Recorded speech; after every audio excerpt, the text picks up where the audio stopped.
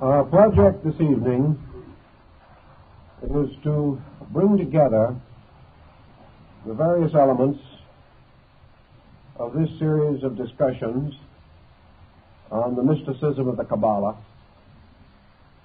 And perhaps there is no better way of climaxing our little program of research than through the symbolism of the everlasting house. Really all peoples scattered throughout the culture systems of mankind who have attained a high platform of ethics or civilization have conceived that the ultimate purpose of human society is to create or reveal through conduct a way of life that brings peace, harmony, dignity, and honor to all men. In Buddhism, for example, we have the tradition of the Maitreya, the teacher who is to come and who is to rule over an enlightened world. Certainly the messianic concept in Christianity sustains this same general teaching. In Hindu India,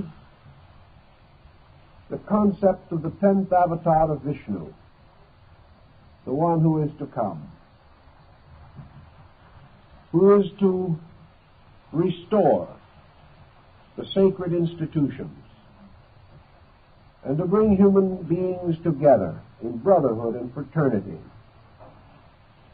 This avatar also is to rule over an enlightened world. We also have among most peoples the idea that heaven is a vast empire, that like the kingdom of earth, the kingdom of heaven is the orderly abode of the sovereign deities and powers that govern the world. Old nations conceived of heaven as a magnificent palace city, a city perfect, like the New Jerusalem,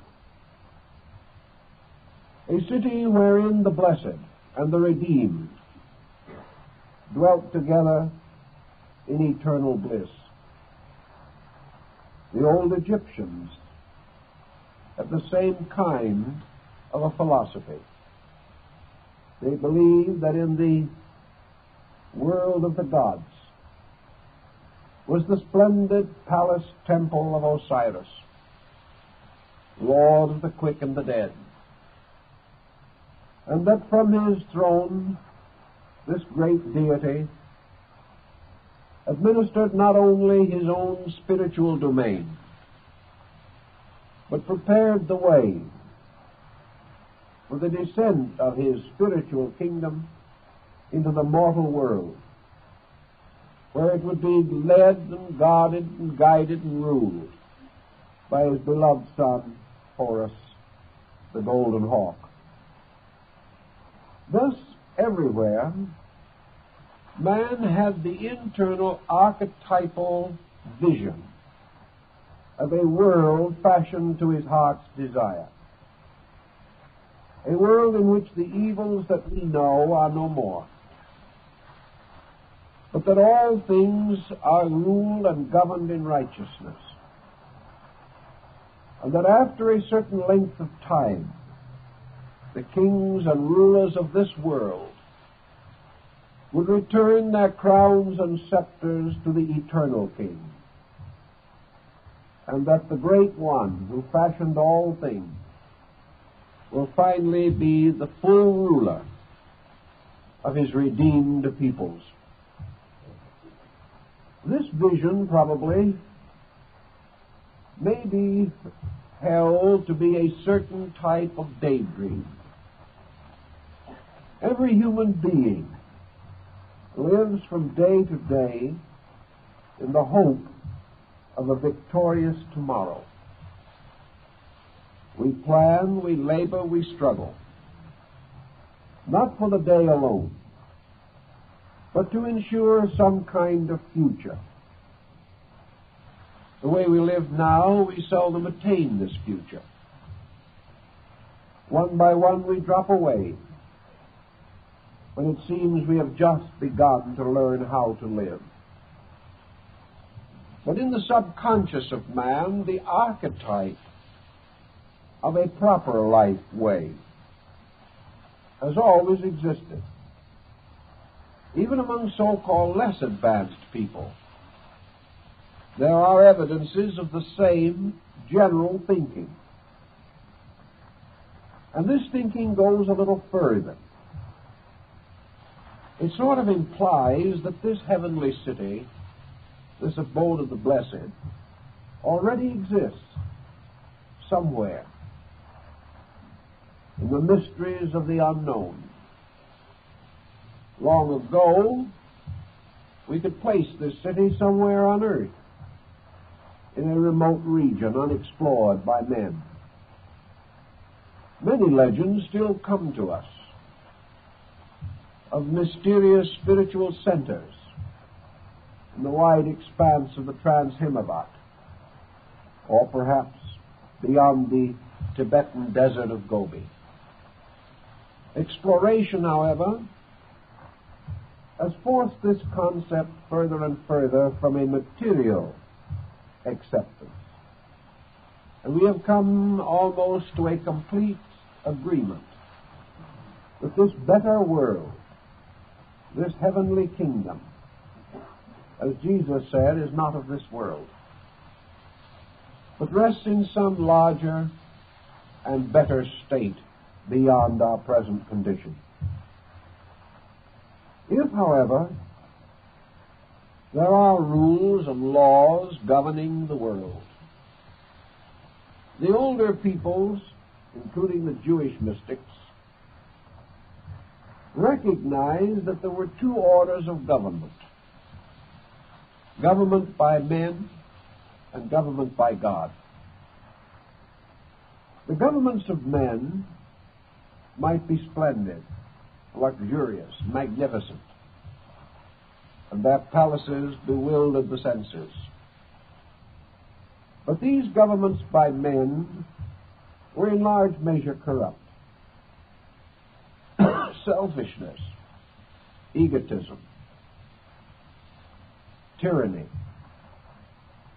were always present, and the rich and the powerful exploited the weak and the helpless. Thus there was no real solution to man's dream of a golden age, to be found merely in the temporal estates of nations. Long ago, when men believed in the divine right of kings and held that temporal rulers were actually governing by the will and sanction of God, and perhaps these rulers themselves were caught up in a sense of spiritual responsibility, things went better. But in our more modern historical times, men have regarded themselves increasingly as temporal beings, capable and entitled to advance their own destinies at the expense of each other.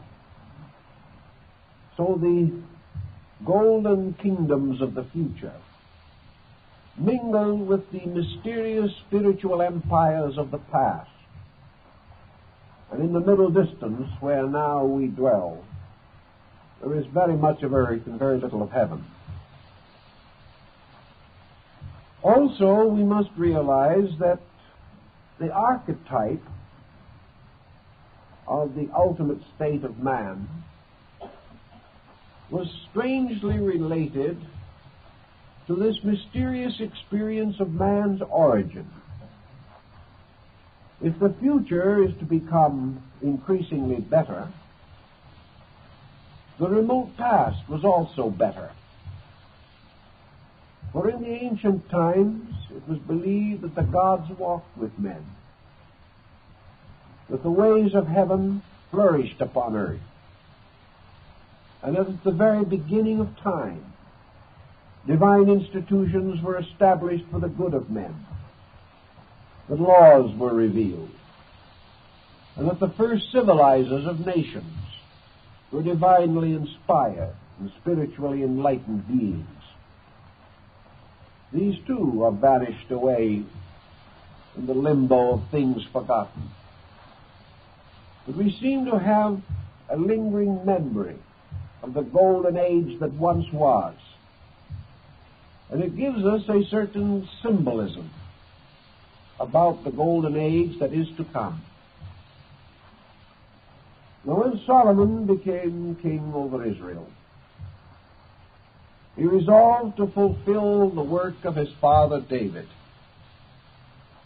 who had sworn that he would build a house to the Lord upon the Mount Moriah, which is in Jerusalem. So Solomon proceeded to call upon the resources of his people, upon his own private fortune, and upon the friendship of neighboring kings and rulers. And he resolved to perfect the temple of the living God, in which was to rest the Ark of the Covenant that had accompanied the children of Israel in their long journey through the wilderness. And Solomon therefore brought together the wisest and the most skillful of workmen. And he called upon his friend and his father's friend, Hiram, king of Tyre. And this great monarch of Tyre supplied skilled workmen and materials and wood, which was floated down from the hills of Lebanon, in order that it might become the very beams and rafters of the glorious temple raised to the honor of God. And the workmen upon this task were divided into several groups according to their abilities. And some were drawers of water, and others were hewers of wood. And some were made foremen and masters over others. And those who were most skilled were given the most difficult and important work. And they trewed the stones, and they placed upon each stone their mark, the mark of the faithful workman. And also out of Tyre came a most cunning artisan, referred to in the Bible as Hiram the artificer. He was the one that cast the vessels of metal for the temple of the king. And he designed the great curtains and had to do with all the ornaments. And he cast the great columns that were to go before the porch of the house. And he made marvelous festoons of pomegranates and wonderful wreaths of flowers. And he also fashioned the utensils of the priests, and a molten sea borne upon the back of 12 oxen. It was to be a great and noble house indeed. And though its proportions and dimensions were not great in the term of modern architecture, it was a building of wonderful and cunning design. And into its construction was incorporated all the knowledge of the artificers of Syria, and the wise men of the desert, and the guilds of workmen labored exceedingly upon the perfection of this house. Now, the reason for all this seemed to be, first of all, the universal recognition of the importance of the sanctuary of God standing in the world. In other words, this temple was a microcosm of heaven. It was a doorway, a gate, or a bridge between mortality and the divine condition. It was here that the priest could enter in and commune with God, and the deity could descend between the wings of the cherubim and bestow his wisdom and his laws upon his people.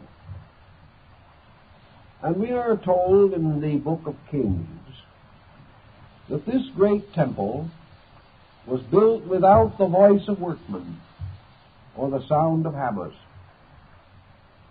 We are also rather clearly reminded that this house took 33 years to build, and that in the building of it a wonderful symbolism was involved. A symbolism which many Bible students have not taken as seriously as they should. Later, Jesus told his disciples that if the temple was destroyed, he could restore it in 3 days. And his disciples and the multitude decided that he was referring to his own body as a living temple of God. The house of Solomon the king was designed like the mystery of the human body. It represented a shrine or sanctuary fashioned in the likeness of man, and all its instruments and vessels were parts of man's own structure, as was also the original, the temple in the wilderness, from which the design was basically derived. Also, we know that the tabernacle, its ark, and its sacred vessels were brought from Egypt, and that designs and representations are to be found upon the monuments of the Egyptians, which are almost identical with those described in the Temple of Solomon. The Kabbalists, being mystics, could not be completely held to the literal story of the building of a house.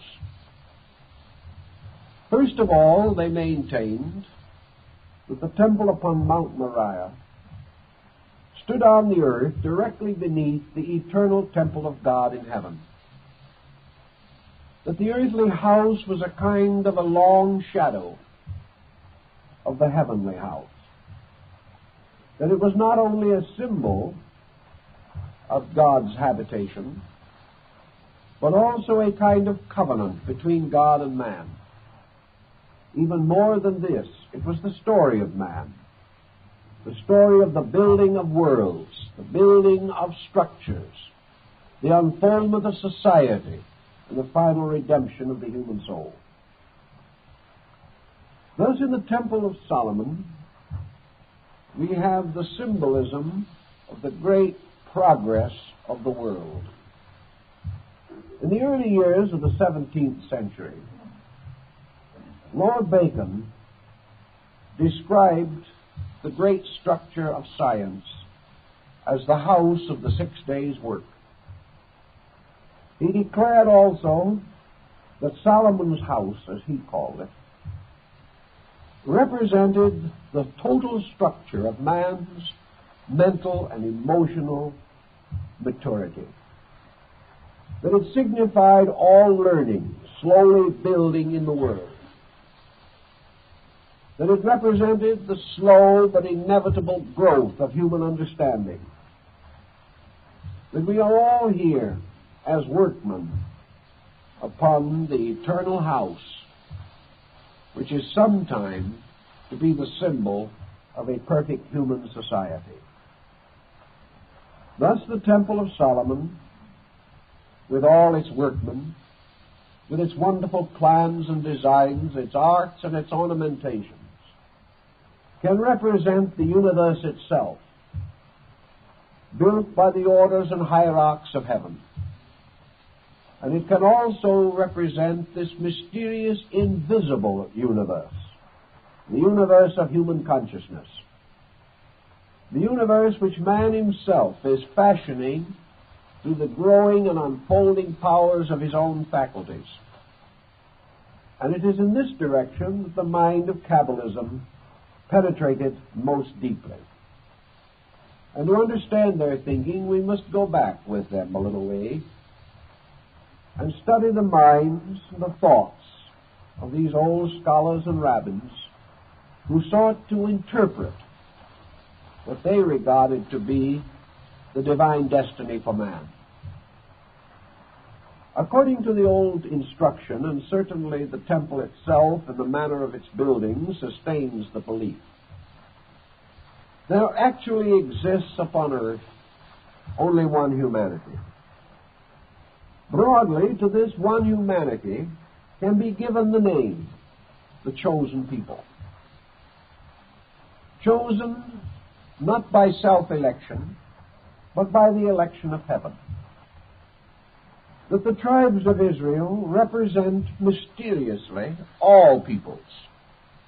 For these 12 tribes, with their affinity for the signs of the zodiac, do definitely represent the entire order of life that is born under the 12 signs, divided into tribes, each with certain attributes and qualities and characteristics. And from these tribes were chosen the artificers, the workers. And from each tribe some were selected, both in the rites of the tabernacle and in the rites of the temple, because the perfection of this work was the result of the union of all peoples, all faiths, all skills, all arts, and all sciences.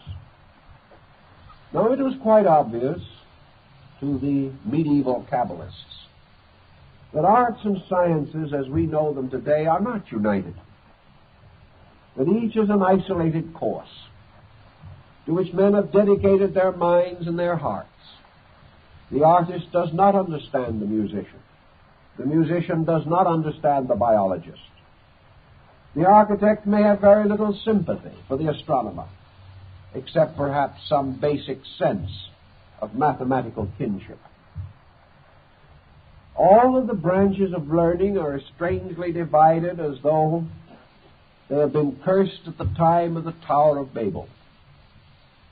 Everywhere human beings are striving to advance, not only themselves but their causes. Great institutions rise. Great organizations are created. And our cities stand as monuments to tremendous ingenuity, industry, sacrifice, and death. Yet with all this tremendous labor, we have not achieved a sense of brotherhood. We have not sensed that we are all working together for the glory of the everlasting house. Thus, in mysticism, the effort was made to give human beings this sense of central consciousness, this sense of one destiny, that all forms of knowledge, separate and divided, are but the fragments of knowledge, that when we separate, we kill, and most of all, in separating, we kill unity, which is the power of oneness. As we break up knowledge into many brackets, our ignorance increases. When we become skillful in some things and totally unknowing about other things, as our general perspective narrows, our ability to live well as persons is also injured. We find we lack balance, we lack breadth of interest, we lack tolerance, understanding, sympathies. And little by little, our specializations and our limitations close in upon us.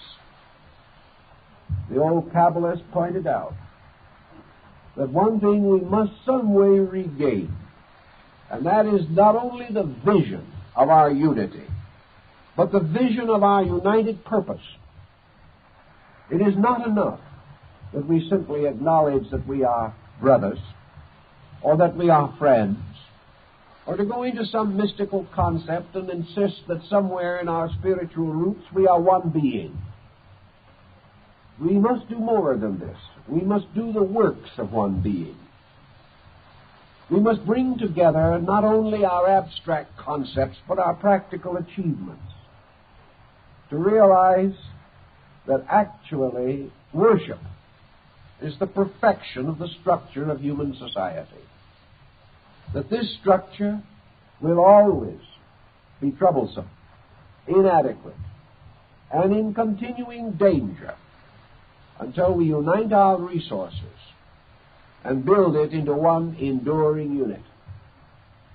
The first thing, then, that we must have in order to build this everlasting house is a place upon which to build it. And Solomon went forth at night, and he found the threshing floor of the Jebusite. And he found that this floor was used by two brothers, each more concerned about the other than about himself. And when the grain was being divided, each brother returned at night and took from his own store and put upon the store of his brother. Solomon, coming in the evening to meditate the place, saw one brother come and furtively take from his own store and place it upon the store or the pile belonging to his brother. And after he had gone, the other brother came and also furtively took from his store and placed it on the store of his brother. And Solomon gave thanks to God that he had seen this mystery. And he said, not by the rights or sanctities of priesthood is this place dedicated. It is dedicated by brotherly love and unselfishness. And upon this site shall I build the everlasting house of my God. So we look to find the proper land upon which the temple shall be raised. And we know that this land must be a piece of earth sanctified by unselfishness. That it must represent that level in human nature which is the true foundation of eternal truth. That level which thinks more of giving than of gaining. That level which thinks not first of itself, but of another. For it is upon this sincerity alone, this rock Moriah, that the house must stand, which cannot be swept away. For if we build upon the sands of opinion, or upon the uncertain ground of false doctrines, our house will not survive. But Solomon felt that God had showed him the way. And he left this instruction to his son, to forever remember that wherever men, of their own accord, and in secret, and with no hope of gain or reward, do most sincerely and honorably, and most unselfishly, serve each other, out of the love and understanding in their own hearts. Wherever this occurs, this land is sacred. Wherever this occurs, this house is set aside to the service of the living God, whose name be praised. So perhaps in our own thinking, we can have some idea of how we must go about the building of the universal temple. Certainly it must stand upon the ground of unselfishness. It must stand upon the earth of insight. It must be erected upon the solid foundation of man's virtue, his understanding, his consecration. For if it is not so built, it is not built according to the law. And if it is not built according to the law, the living God will not dwell therein. Then, having this foundation, which is the foundation of our own nobility, our own trueness, as apart from superficial and secondary consideration, upon this foundation we plan the house. And we call upon the skillful and the good. And we give to each man who labors upon this work the wages that are his proper due. We give to each that credit, that reward, that recognition which is his right. The workman is worthy of his hire. And in this labor, each man is rewarded according to the skill which he possesses, according to the virtue which he has attained, according to the discipline which he has imposed upon himself. So in the building of this house, we must call upon all the skills of mankind. We must call not only upon those skills which arise from crafts and arts and trades, but the skills of professions and of sciences and of religions. We must call upon all, that each may in its own way make its contribution. For if in this house any part of man is neglected, if in the building of this temple any craft or science is not present, the house will not be perfect. For in this house there must be gathered together the roots and streams of all knowing. And we must realize that it is only when this is accomplished that a strange and wonderful impregnation takes place. For it is this union which is the resurrection of truth. Truth broken, divided, and destroyed, taken apart as were the robes of the Messiah when the soldiers cast lots for his garment. All these divided procedures, all these fragments, are in themselves lifeless until they are fitted together to make one living thing. And it was the opinion of the ancient magicians, mystics, that all these so-called dead things, imperfect in themselves, when they were brought together and formed into a cunning pattern, that this pattern suddenly became alive, and that in the perfection of work it is ensouled by its own spiritual unity. It is no longer a mass of rock. It is no longer castings and weavings and adornments. It is one thing. It is the everlasting house. It is the house which goes on because the causes of death are no more. Each workman who labored upon this house was entitled to mark his stone. But each workman also was given a design and a plan. And each labored with the full realization that his success depended upon his keeping the rules of his own plan, and others also doing likewise. If he cut his stone too small, it would not fit in. If it was too large, it would not join with its neighbors. If he departed from the instructions and fashioned it according to his own delight, it fitted nowhere.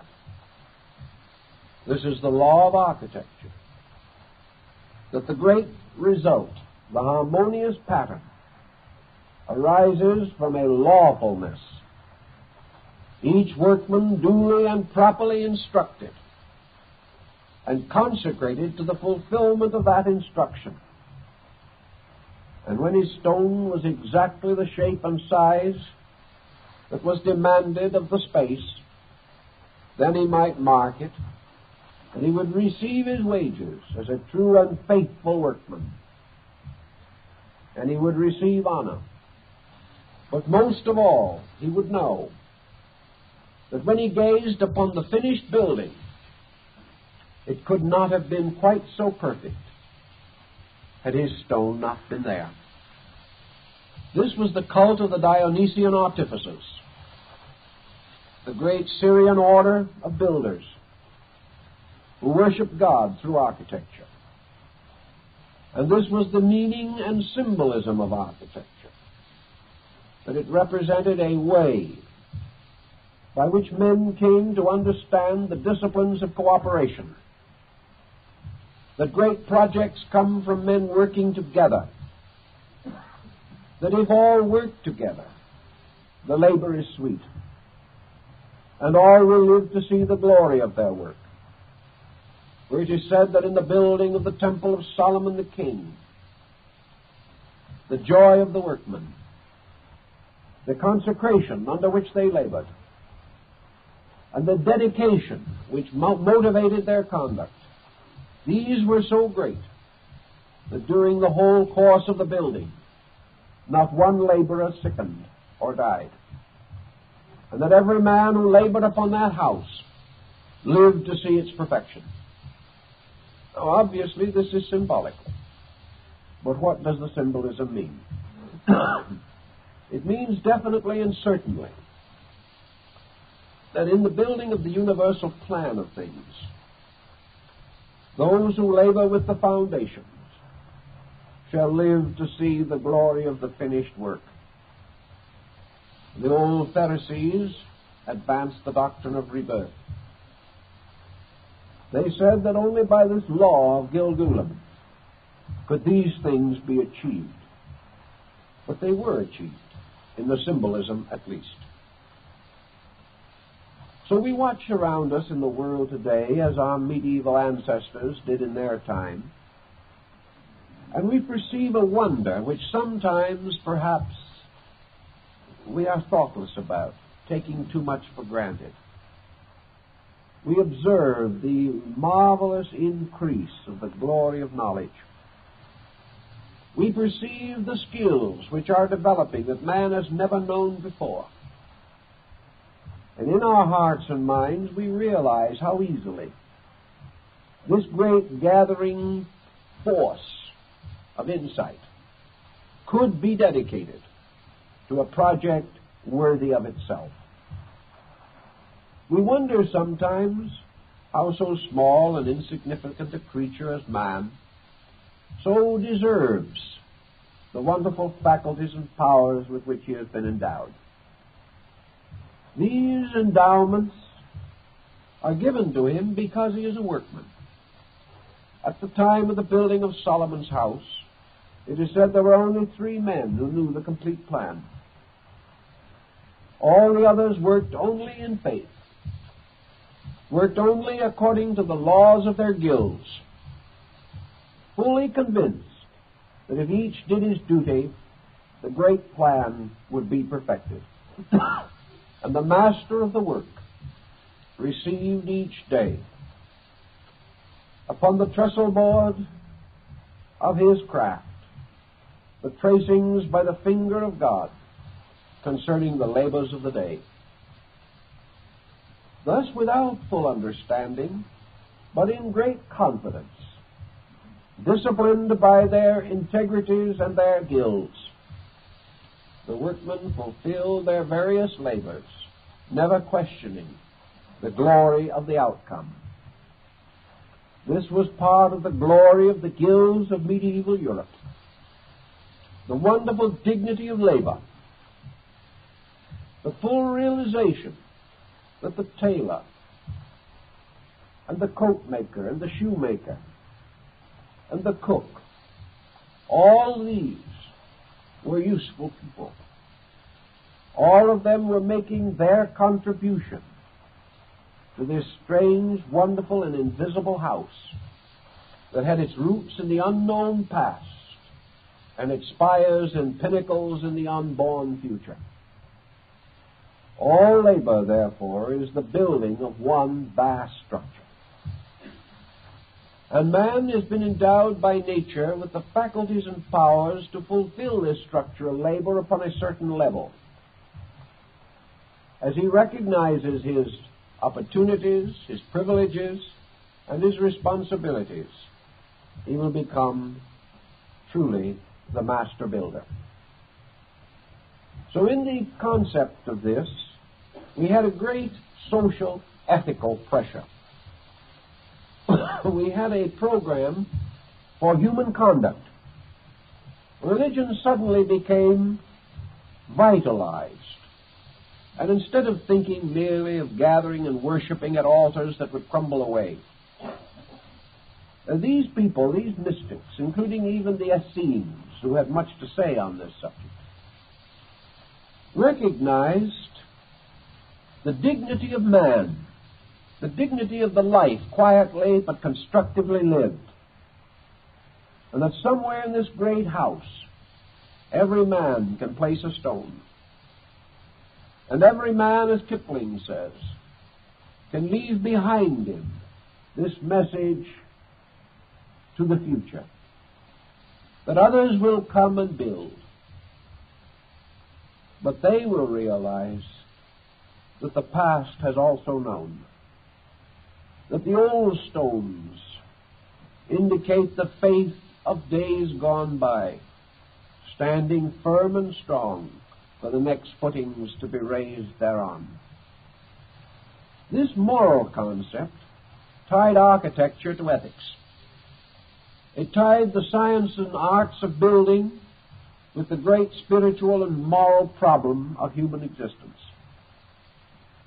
And out of this all came the simple concept that we have strongly stated in the Kabbalah, that this whole great procedure that we call creation, evolution, is the building of the eternal house. That this house is built in the universe by the power of God, but that this house is brought down to earth by the goodwill of men, and that the time will come and must come when men will pattern their worldly estates according to the great diagram or plan of the kingdom of heaven. For in the universe is the vast architectural scheme which man must adapt to the building of temporal empire.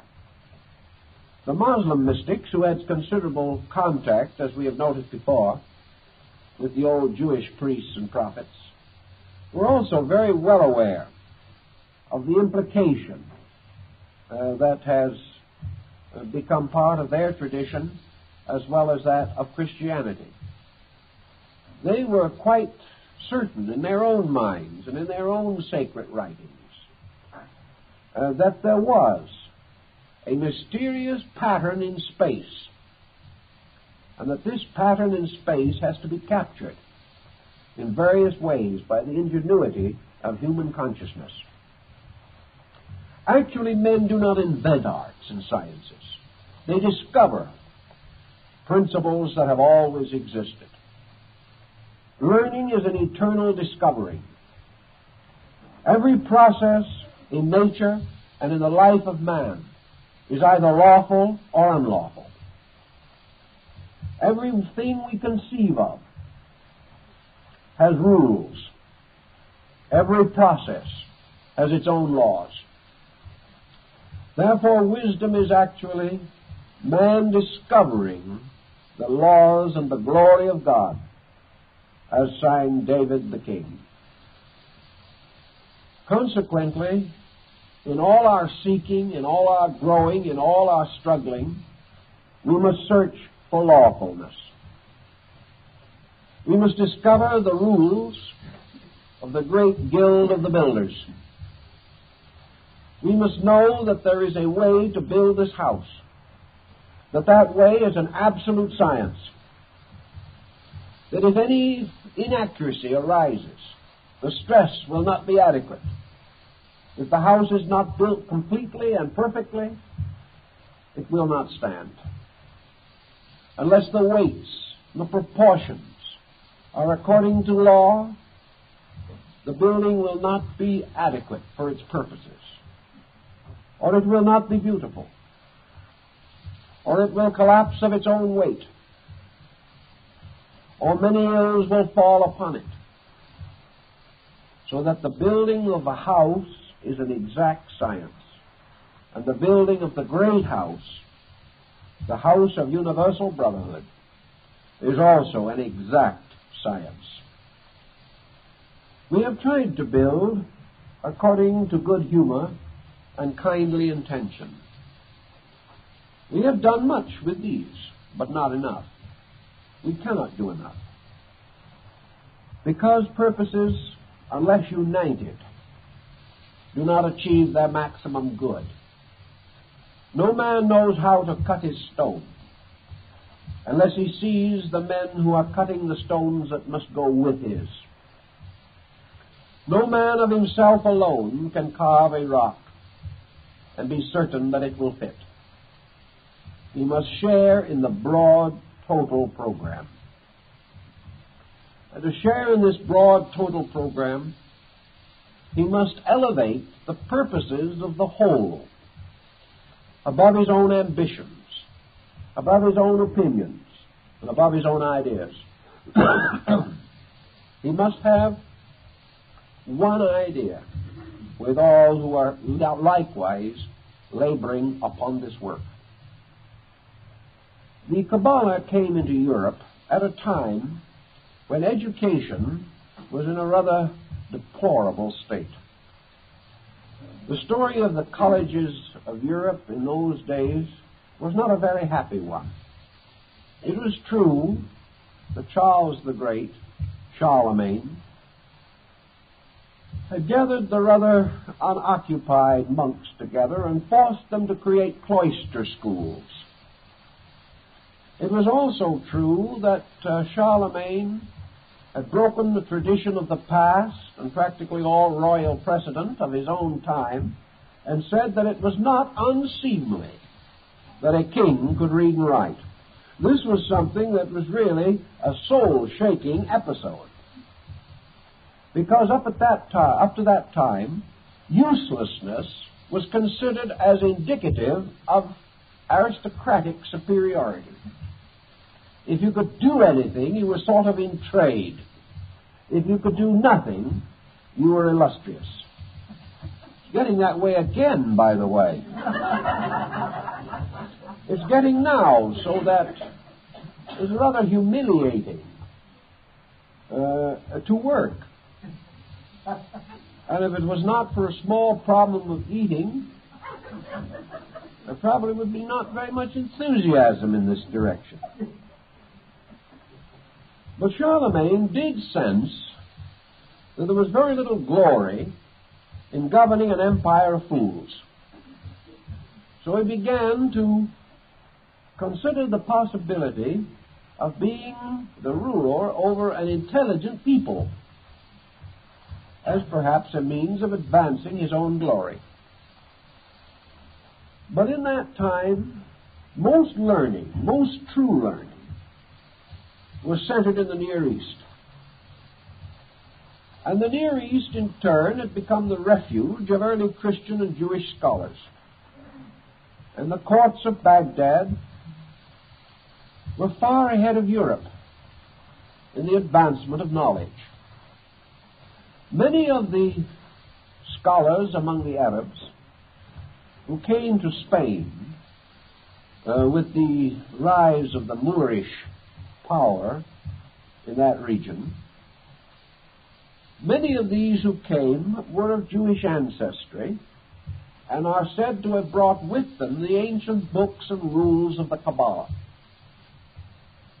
From these books and rules, such as the Sefer HaZohar, a new kind of insight was bestowed upon the somewhat delinquent European mind. It became more obvious that learning was not only necessary to the advancement of people, but that with all knowledge the Lord must give understanding. And the Kabbalists tried to understand the meaning of understanding. They suspected that it was not mere acceptance, that it was not that kind of attitude that arose merely from the ability to master the multiplication table. They realized that understanding meant a different and deeper dimension of awareness. That understanding had to do with meaning. And meaning, in turn, had to do with the larger patterns of things. That understanding was man's ability to grasp the universal purpose, whereas knowledge might be merely the perpetuation of his own opinions. Man could become learned in the learning of other men, but he could gain understanding only through contemplating the works of God in heaven. Therefore, understanding had to do with the vast laws around him, whereas knowledge might be merely the memorizing of some social code in his own region. Understanding also was the power that gave perspective. Understanding enabled the individual to live for the future. Or as one of the older mystics said, live with the spirit of towardness, going towards something. That understanding gave us some vision of what lay beyond the horizon, which we were slowly approaching. And also understanding was this mysterious energy in us that made us decide to reach that horizon, even though the journey was difficult, and we might suspect that when we came to the end, it would only be the beginning of another journey. So understanding was the power that Solomon asked God to bestow upon him. And it was this understanding which inspired the great pattern of the building of the universal house. Men of understanding were the only ones who could work together, and this is still true. Individuals with true insight can subordinate their personal desires to the accomplishment of some larger common good. Without this understanding, we follow the old tradition that is becoming rather too frequently referred to today. You ask a man today to do something, his quickest answer will be, "What is there in it for me?" This is the perfect statement of no understanding whatever. And this is the kind of situation that means that this individual would never build a good stone or cut a good stone to be put into the house of universal progress. He is the type of individual who probably would go on strike when the temple was half finished, because he felt there should be more in it for him.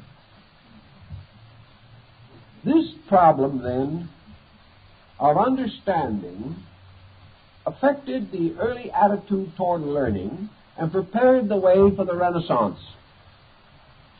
The Renaissance, in turn, brought with it gradually the power of the Reformation. Understanding was man's continual searching for the facts of things. And the biggest fact in all that he could discover was this great fact of the inevitable law of cooperation. To achieve any worthwhile end, men must work together, cheerfully and wisely, lovingly and unselfishly, not for their own good, but for the common good, not for their own glory, but for the glory of the Lord. This became a dedication.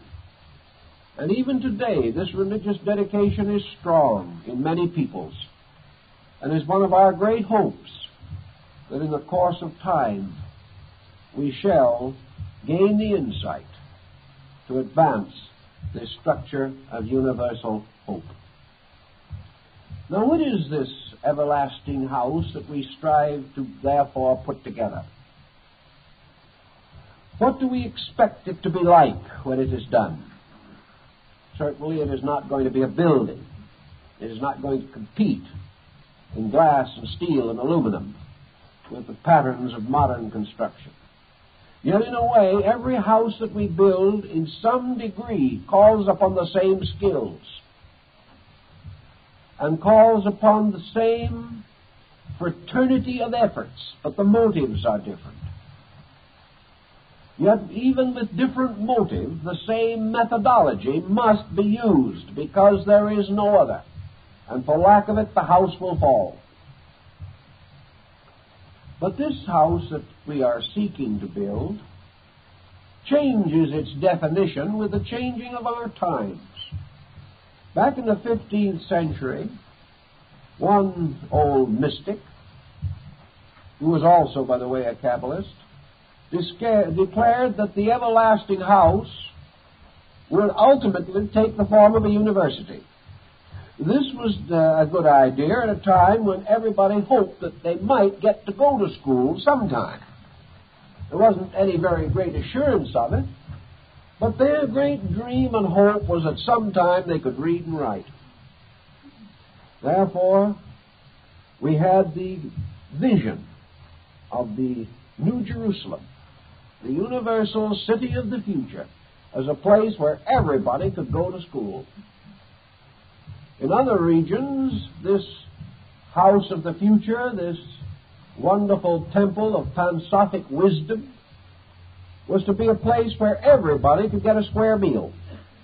This held inducement for a long time, because it represented the idea of the end of hunger, the end of want, the end of that privation which has always sat so heavily upon the multitudes of the world.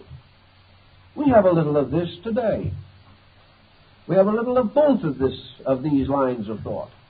In many parts of the world, the future to these people does mean education. The building of a great schoolhouse in their own land. To others, it does mean a house in which there will be no hunger. That indeed, that it will be a house of bread. Then there were others who got a little further along in the 17th century. The utopians, like Campanella and his City of the Sun, had the idea and the vision that in this wonderful city, this new world, there would be a certain democratic state of affairs. The people would share, that the profit would not be so desperately important, that it would be the pride of the city that it had no poor, that all would labor together and share equally. Some of the old colonists came over to this country to try that, but it didn't work so well. Some folks still found a way of doing nothing and being paid for it. Of course, they didn't have the skill we have in that direction now, but they were willing to learn. Also, these utopians dreamed of a righteous kind of government. As one of them expressed it, the ultimate form of human administration. The Islamic mystic said, look in yourself. Look in your own heart, for this is the beginning of sanctuary. And within your own consciousness is the secret garden of your hope. Here each individual, perhaps sometimes under a bit of neurosis, creates an imaginary world, a world of the dreams of things as he would like them to be. And if we could know all these dreams, we might be rather surprised, for most of them would be very much alike. In our hearts, we all dream of the same things. But we are unable to transform these dreams into activities of conduct. We have been hurt. We have been offended. We have been frustrated. So we nurse our dreams in secret. Yet under analysis, under scientific consideration, the beauties that we hold dear are much alike in all peoples. And they all have something to do with the building of a world of peace. I think all nations and all faiths of importance in the world today have the common vision of the end of war, the creation of peace. Even our stoutest adversaries, in the secrecy of themselves, realize that only peace can heal up the wounds that have afflicted the world since the beginning. We have known this, but we have not been able to make it work. We have not yet been able to bind men's purposes together. We have not been able to overcome the instinct of competition and to create in its place a consciousness of cooperation. If religion has failed, at least to now, to really achieve this end, it rather means that faith, as we know it, has not been strong enough to overcome selfishness. But in the process of the moment, there seems to be a stronger weapon rising, and that is man's consummate fear. Today, man fears tragedy far more intensely than ever in the past has he hoped for good. Today, it is becoming increasingly obvious that this better way of life must either find its place among us, or we may not be able to survive at all. This is a serious thought. This may force us into a re-evaluation of the work at hand. And if a certain stress, strain, or crisis achieves this end, it is worth its passing cost. For the answer remains as it has always been, that we must either understand or suffer. Perhaps out of the tremendousness of our need, and out of the stronger facilities that we now possess for estimating the magnitudes of things, we shall have new incentives for cooperation and understanding. It will be sad if these incentives have to be negative. But even though they may start negative, ultimately their own rewards will restore their positive equilibrium. For as we perceive the practical workings of constructiveness, we can no longer deny its right or deny its supremacy in our affairs. Now, there have been some who have attempted to visualize the utopia of the future. You all remember Bellamy's Looking Backwards.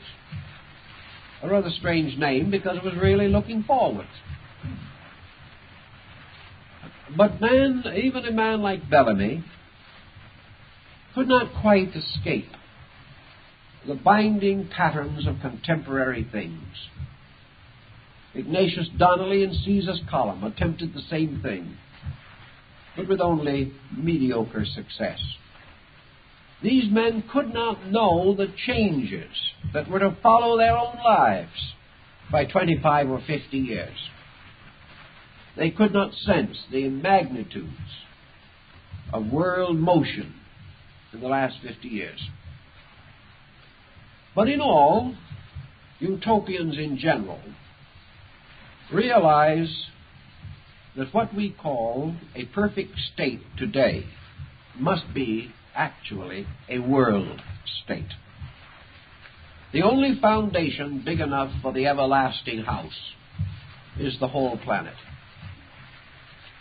Its tessellated floor must be the earth, and the magnificent span of its ceilings must be the heavens, and its ornaments must be the stars. Nothing less than this one house, nothing less than this one world, built over the ashes of many worlds, can meet the challenge of our present consciousness. This does not mean that we want to have a world of conformists. This does not mean that all who can build this house must have only one thought and one mind. But it does mean that each must have as a common denominator with all the others the great thought in the divine mind. It would be too bad indeed if every nation lost its cultures, lost its ancient traditions, its arts and its crafts, and that we all came to look alike, and that from the north to the south we would wear fedora hats or toreador pants. This is something more horrible than we can even contemplate. Perhaps total extinction would be preferable. But it does mean that in the great essentials of things, we must learn to work together. We must learn to pray together, even though each may pray to his own concept of God. We must give every man this right. We do not care the name of the deity to whom he prays.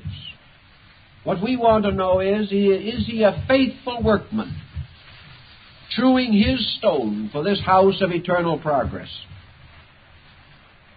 We do not care what his language may be, for his works speak for him. And if they do not speak, his language fails in any event. We do not care how far away he is or how near. All we need to know is that a dedicated humankind has resolved to labor together for the common good. This is the sacred place upon which our house must be built. And of course the early Christians were of the opinion that it was quite possible that this new Jerusalem would descend upon the stony, rocky crest of Golgotha. That it was upon bleak Calvary, upon which the Messiah died, that the new temple of everlasting truth would be built. Well, whether it is the floor of the Jebusite, or the sand of Gobi, or the rocky crest of Calvary, always the symbolism is approximately the same in meaning. For this rocky place of death is the symbol of this world. A world in which truth has long died for the selfishness of men. And this everlasting house is to be an eternal memorial to those who gave their all through all time to make this building possible. So it stands upon the blood of martyrs. It rises from the graves of heroes. And beneath it sleep the giants of ancient times, to bear it as Atlas bore the earth upon his shoulders. This house, as we look upon it today, this coming world, is a fair place. It can be much a garden. It can be filled with all wonders, great galleries and museums, in which men will study the works of men. It will be dotted with monuments to human achievement, many little shrines, like the small shrines in a church, gathering like little hills around the great mountains of the high altars. All of these wonderful beauties, these paths that men have trod, can be marked within this house, as are the stations of the cross. Therefore, in this house, there is no need of conflict. There is no need of disbelief or unbelieving. In this house also, the scholars will come. For out of their wisdom has come the laws which made so much of this possible. The scientist, the physician, the legislator, the lawyer. All these, if they have been true workmen, have put their proper stones in this house. And to the degree that they have been dedicated, they have advanced it. To the degree they have been selfish, they have delayed it. But by a law beyond men, the building goes on. And there is a legend that when Solomon's house was being built, one workman went to sleep. And in the morning, his stone was not ready. And in the emergency, the prince of evil came and threw the stone to make his offering to the everlasting house. It's a rather interesting thought. That even the wrongdoer, even the spirit of hate and deceit, in some mysterious way, indirectly but inevitably, contributes to the glory of this labor. For just as surely as virtue brings the day closer, so sin reveals the need to be greater. Everything plays part in this. And we are coming very close today to a time when we must begin to plan this. In the days of the old mystics of Israel, there were mostly deserts and a few cities, and the Western world was comparatively unknown unless the Chinese had found out about it.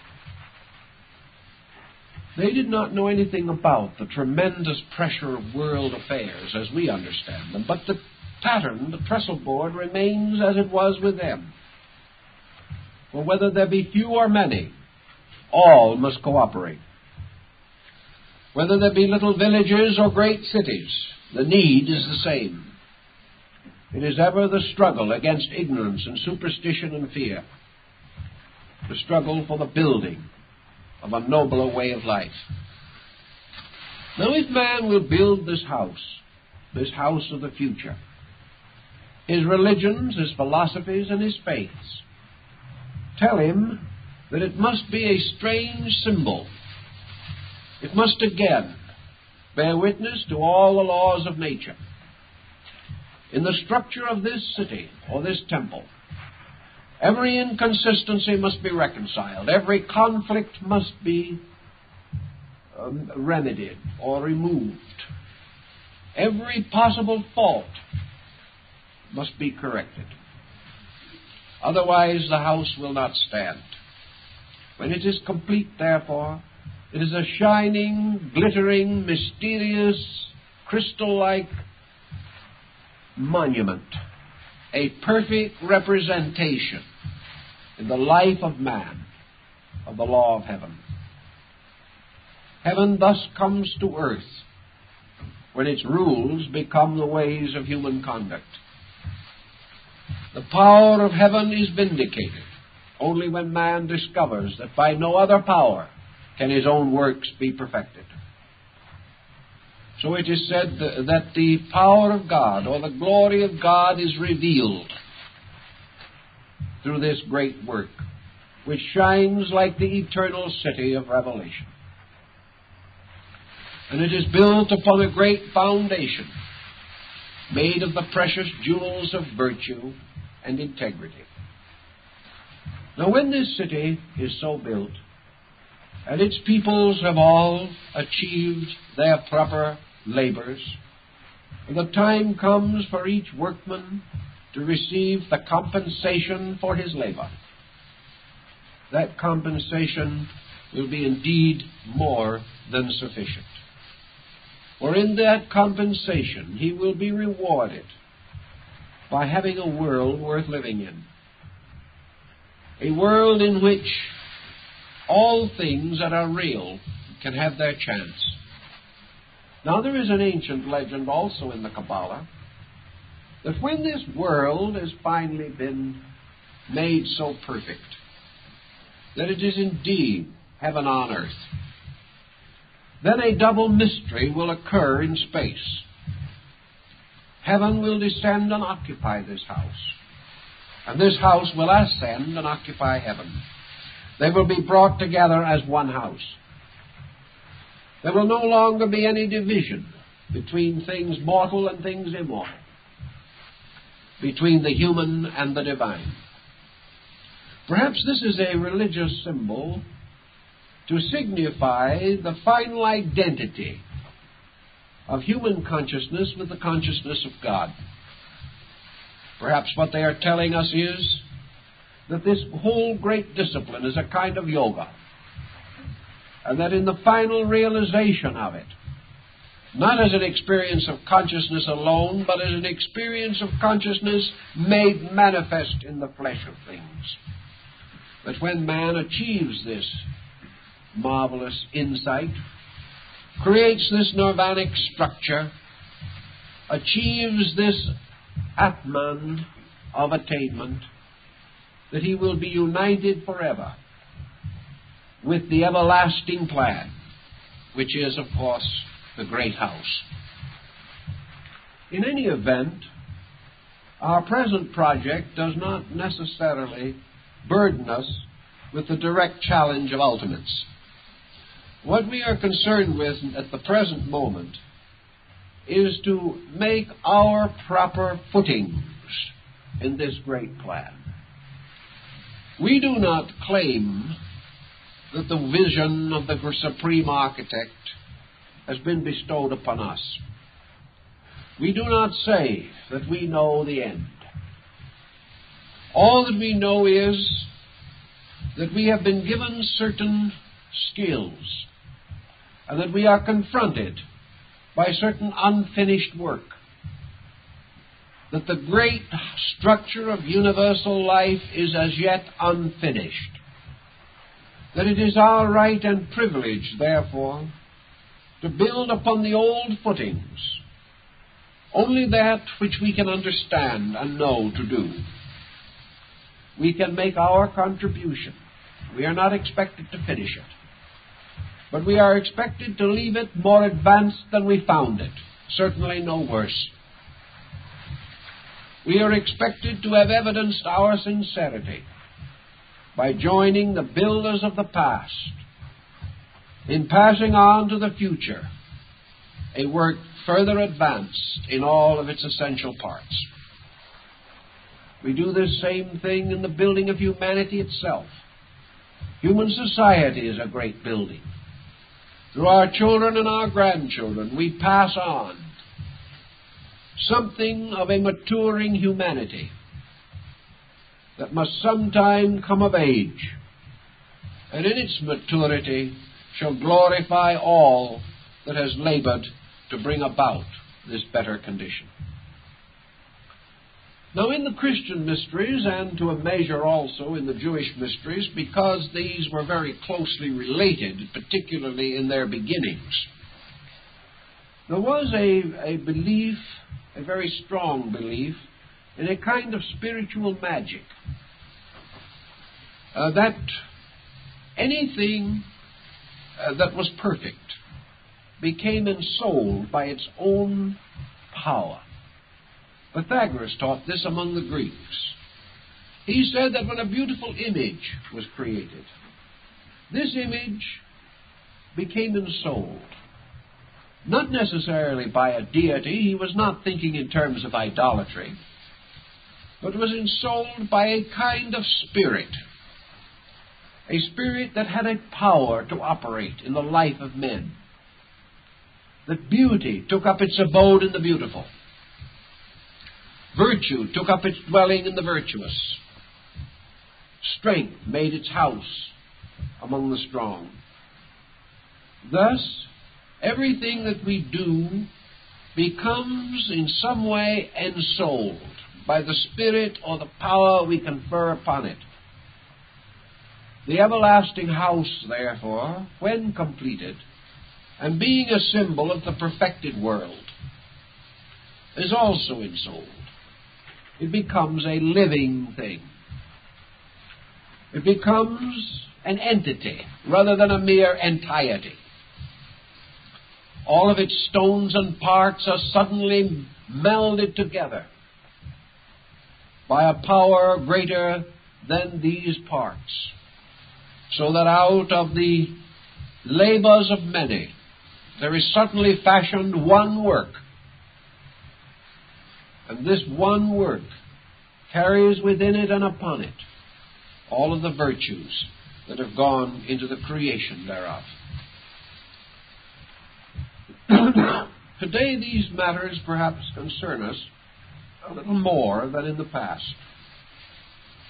Perhaps the old Jewish people merely wished to create a testimony upon Zion. a reminder forever that they had not forgotten their God. But their symbolism stretches out into a much larger world.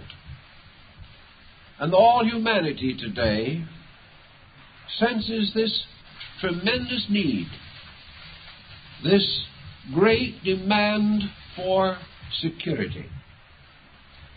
Now, in the early rise of religious organizations, that land or ground which was set aside for the uses of religion was termed sanctified.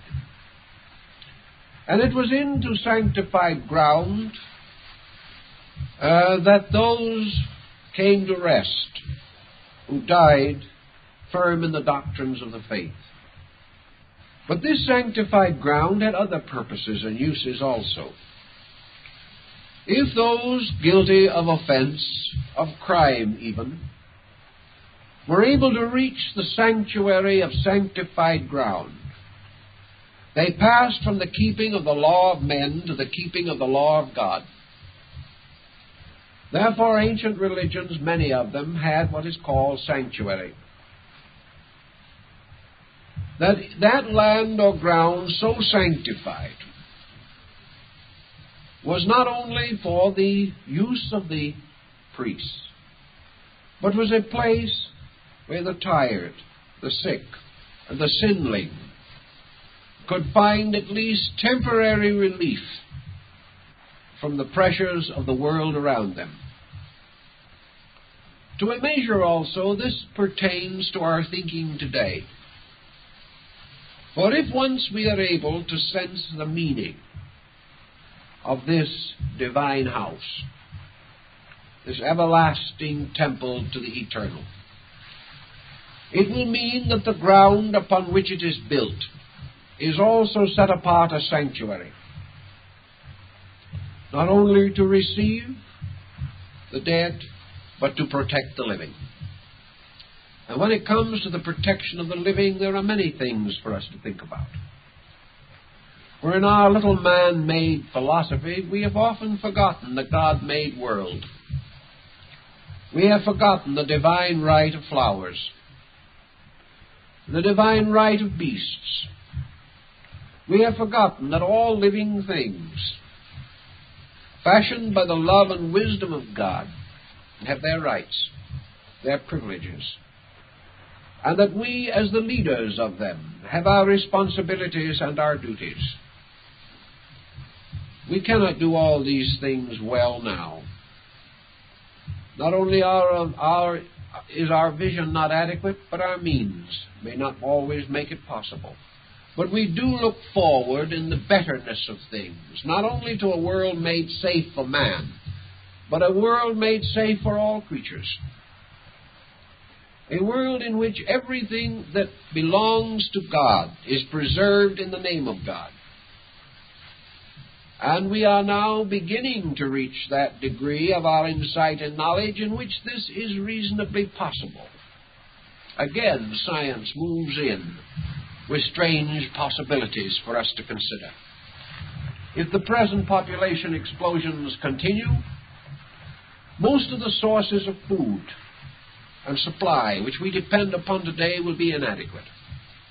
Yet this does not necessarily mean that we will all die of starvation. It means we will reach out into new mediums. We may find entirely new concepts of nutrition.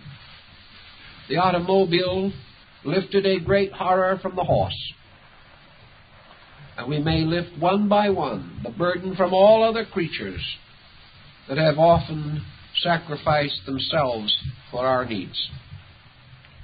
This new way of life, this new world, this new condition of the future can be one which benefits as it must and should all creatures that exist within the domains of heaven.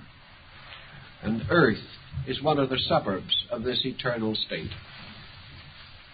So little by little, progress is helping us to build a house. We have numerous setbacks because we are inadequate and selfish peoples. But we also see signs of the glory to come. we begin to sense that it will be possible for men to worship side by side. That little by little, holy wars will become only sad memories in the experience of the race. We begin to sense that men will all be able to go to school and will have what they need for survival. That opportunity will not be limited by birth or estate, but that we will be recognized more and more for our works, and not for these artificial boundaries by which we have previously estimated the privileges of each other. We see more and more also the possibility of the spreading of ideas through communication and transportation. We see distant and isolated places moving into their proper spots in this vast project of things. We also know that it is perfectly possible to stop war. We have not yet fully experienced the emergency, the true need of so doing, but we know that it can be done. We also know that it is perfectly possible to solve most of the social problems of mankind with fairness and equity to all. We know that if we expended the vast sums of money we are now variously wasting upon essential projects, that we could advance human health, human happiness, and human security as never before was regarded as possible. We know that we are gradually conquering the destitution of age, that by degrees we will help humanity to enjoy the full fruit of its labors in its older years. We also will be able to protect the needs of the young. Little by little, crime and pain and these other projects can be conquered. They will be conquered. But this in itself is only a motion towards something. This is not the end, but it indicates that the end is attainable. And what was once a fantastic dream of some mystic in rapture is now a solid scientific possibility within not the imagination, but the common thinking of large parts of the human family. But with all this planning and all this plotting and all this scheming and all this considering, we have not yet fully recognized the essential overtones of a utopian state. We have not realized that all of this is meaningless, essentially meaningless, unless it represents a dynamic, conscious, voluntary cooperation with the universe for projects far beyond the security of man. That the security of man is only incidental. It is only a proof that we know how, evidence that we are willing to try. It is our first statement of sincerity. We have risen above the smallness of our common thinking and have solved our own problem first. This is not the end, but it is a recommendation. It is an advancement. We then pass from among those of the workmen who could only carry wood and water to those better workmen who did true good stones, or who did plan the more beautiful utensils of the temple.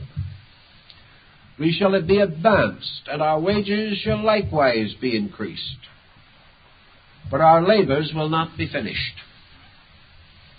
For actually, the great temple, the great symbol of this universal house, is man's citizenship in the universe itself.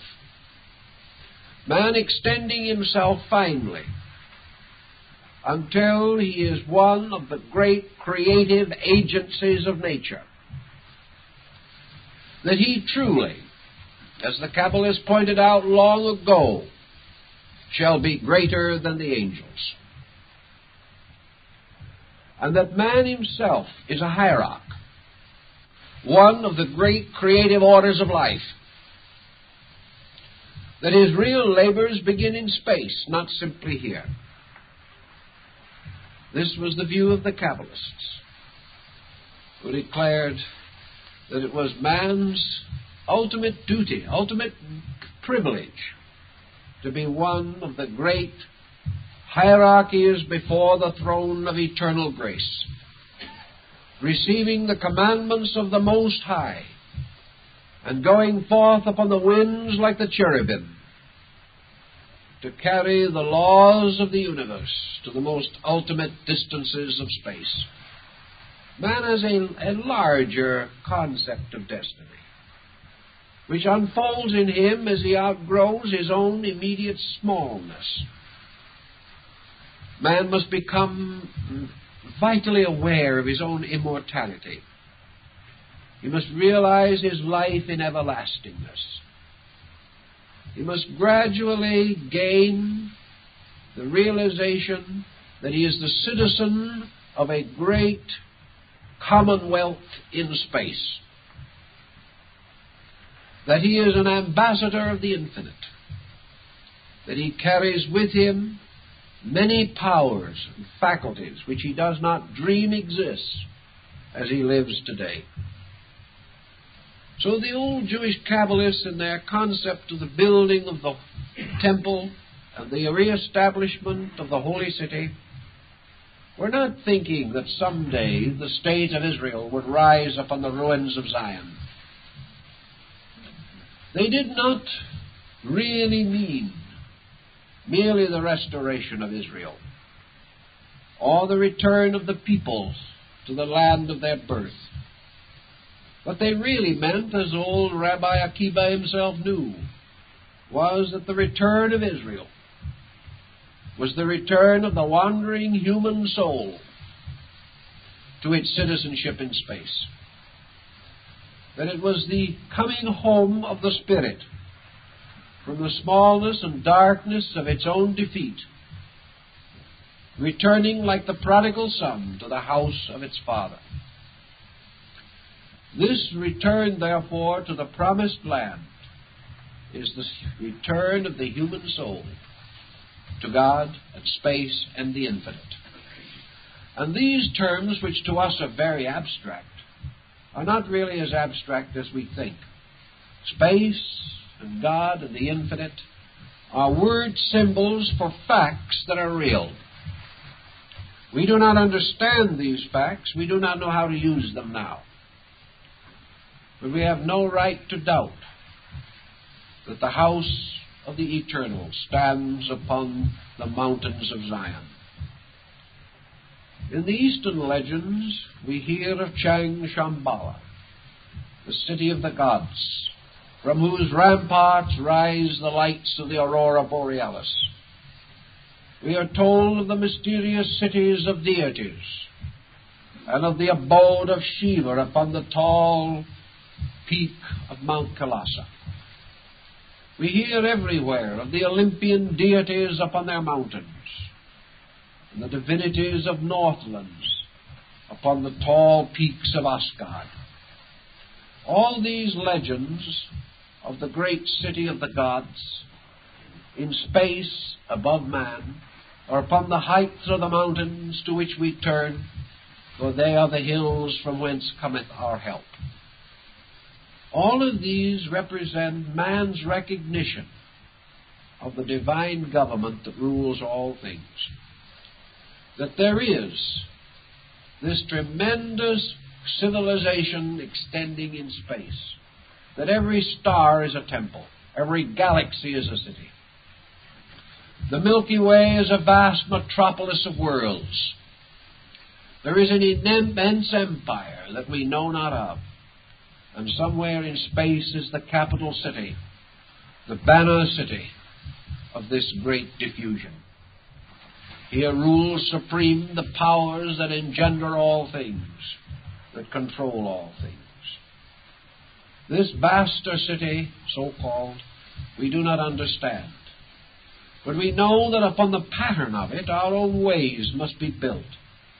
Even an ordinary city of today can only exist because of an interrelationship of activities almost inconceivable to the private citizen. Have we ever wondered how milk comes to the city of New York? Have we ever wondered about the vast world and network of sewerage and utilities which must be present to keep a city alive? Have we ever realized as we go along in our daily activities, making use of labors of persons we know nothing of, how this tremendous unity and economy has to be sustained by a magnificent plan? And that if anything happens to this plan, even in an ordinary city, there is chaos, destruction, and death. How much more significant, then, is this city or empire of God? We are all using it, we are all living upon it, we are all dependent upon it. Yet we have so little concept of the magnificent organization of principles and energies by means of which our various activities are sustained. How is it then, as Lord Bacon says, that God must reveal himself by miracles? For his most common and ordinary works are most miraculous. Everywhere we see this organization, this tremendous plan. And the old mystics were convinced that this plan represented a broad program of government, that as the stars mingle their rays, so men must learn to live together, that every pattern in space is lawful and reasonable and proper. A man reaching out to understand how to rule his own affairs will find the answers in the broad unrolling scroll of life itself. So to them, it was not difficult to imagine this world and empire, or space, a great country, populated with a variety of creatures. It was not difficult for man to assume that he had been wandering in a long darkness, a darkness biological and anthropological, that for millions of years he has wandered through darkness, that he has gone through the desert of waiting as the children of Israel wandered in the wilderness. And at last, after what science may say is 100 million years or 1,000 million years, men led and guided by some force greater than themselves have come through. They have survived more disasters than we can ever count or know. They have lived through convulsions of nature that would confound us. They struggled on through a prehistoric world with beasts far stronger than themselves. And at last, out of this long struggle, mind was born. Man came forth as a creature to think no longer merely of struggling for survival against the saber-toothed tiger or some mighty sloth of the wilderness. He came forth as a man. He saw his own image in nature. He began to think. He became a builder of cities. He advanced all kinds of knowledge. And finally he paused, as David paused. And he thanked a power greater than himself for having led him through this unknown world, where he could not have led his own way. He felt that all through the ages his hand was in the hand of God, and that as a small infant he was guided and led by an all-wise and all-loving parent. And David the king said that we may commemorate this secure way in which we have passed through the wilderness, that we may give thanks and tribute to this power that has guided us through the uncertainties of ages. In honor of this, and in recognition of this, we shall build the everlasting house to our God. And this is also a part of man's problem. That man shall sometime realize the tremendous wisdom that has guided him. That he shall give thanks for the eternal love that has protected him. And that out of the fullness and greatness of his respect and veneration and understanding, we shall now build the eternal temple on Mount Moriah. In this temple he shall give thanks And he shall build his temple from the very arts and skills that he has learned in darkness. And all that he has gained through the ages he will dedicate to this final work. Man is no longer wandering alone in darkness, benighted and helpless. Man now has a mind and a heart. He can plan his own way. He can relieve the heavens of part of their duties and carry them himself. He can become the true and faithful servant of the very laws that once guided him. He can also become the guardian of other forms of life as he has been guarded. And out of all of his dreamings and all of his hopings, he builds the temple of his religion, his true faith. And this true faith is his wondrous recognition of the infinite skill, purpose, and law upon which his life is built. This is his new religion, cutting through all sects and creeds, and standing as an eternal testament to the fact that at last he understands, that he recognizes, realizes, and appreciates the wonderful world in which he exists. And he has built a monument to his own understanding. And this monument, because he understands, is dedicated to the fountain of all understanding, that divine grace upon which all things depend for their existence. So out of the clash of creeds can come the temple of this one realization, the realization of one divine power, moving all things, guarding all things, guiding all things. And as this temple builds, man builds it because of the increasing and unfolding regard in which he holds life, and holds principles, and holds truths. As this temple grows, it becomes not only a place of worship, but truly the golden age he looks for. For this temple is his new world, a world in which he proves that he not only understands, but that he is grateful, and that it is now his opportunity to build his trestle board, to design his patterns, and to prove that he has learned well the lessons which he has been given through the countless, measureless periods of the prehistoric world. So as he has come out of the darkness of the wilderness and has been wonderfully rescued by God from the land of Egypt, so man today is moving through materialism, through darkness, through fear, doubt, and war. But if he keeps the faith, as the children of Israel were admonished to keep the faith, he will be brought in the fullness of time to the good land. And here in his gratitude, he will build the house of his God. And all the knowledge that he has shall adorn it. And all the spirit that he has shall worship in it. And in that time, this power shall be his God. And these people shall be the people of that God. And they shall receive the testimony of the virtues they have achieved, and shall be seated forever upon the foundations of integrity. This was the old belief. It's not a bad one. Perhaps we would do better if we thought more about it than some of the little beliefs that have sort of captured our minds in recent times. But time is pretty well up, and I have a couple of announcements to make, so we'll have to consider that for this evening.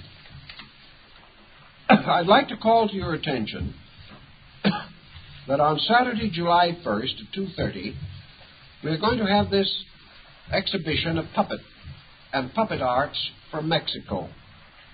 It looked for a while as though we weren't going to have them. But with more optimism than anything else, I wrote a letter to the United States ambassador in Mexico City and told him we wanted them, so they're coming.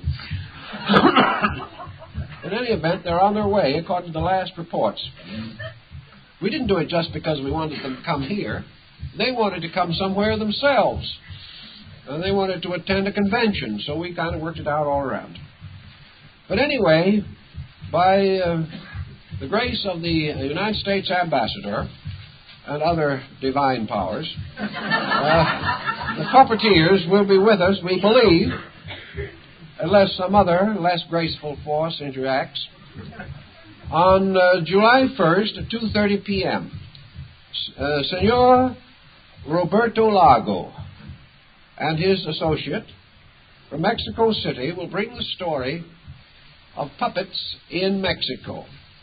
He will tell us how the Aztecs used them long before the Spaniards came, and also that Cortez, when he arrived in the Western Hemisphere, brought puppeteers with him to, we'll say, engage the attention of his followers in their more peaceful moments. Also, puppetry has become part of the national life of Mexico, religiously, culturally, aesthetically. And, of course, as you probably realize, it's becoming very popular in this country, along with the general revival of interest in folk culture and folk arts.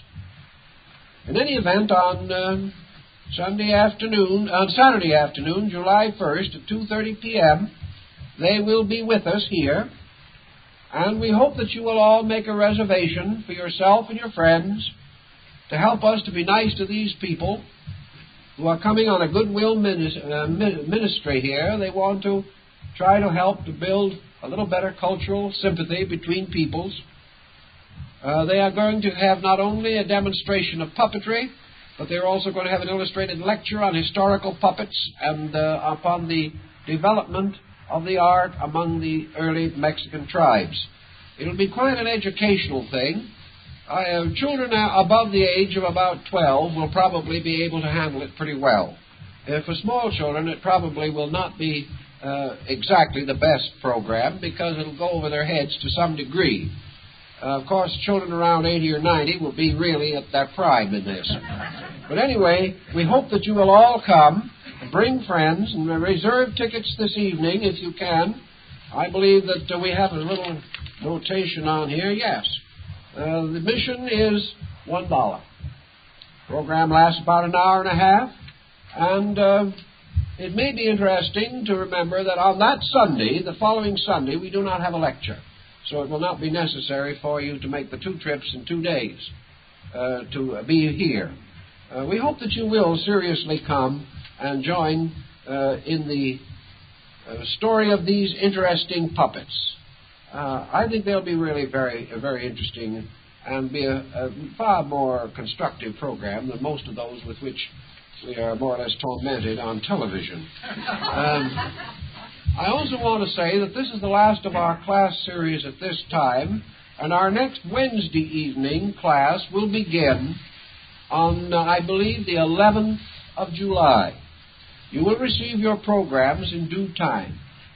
Of course, we have our lecture next Sunday, so we hope you'll all be with us for this occasion. And I might mention that if you're at all interested in the study of the Old Testament and the Kabbalistic lore, that you think of our book, Old Testament Wisdom, which contains a great deal of further material relating to the beliefs that we have discussed in this series of talks. We thank you very much for being with us and hope to see you again soon.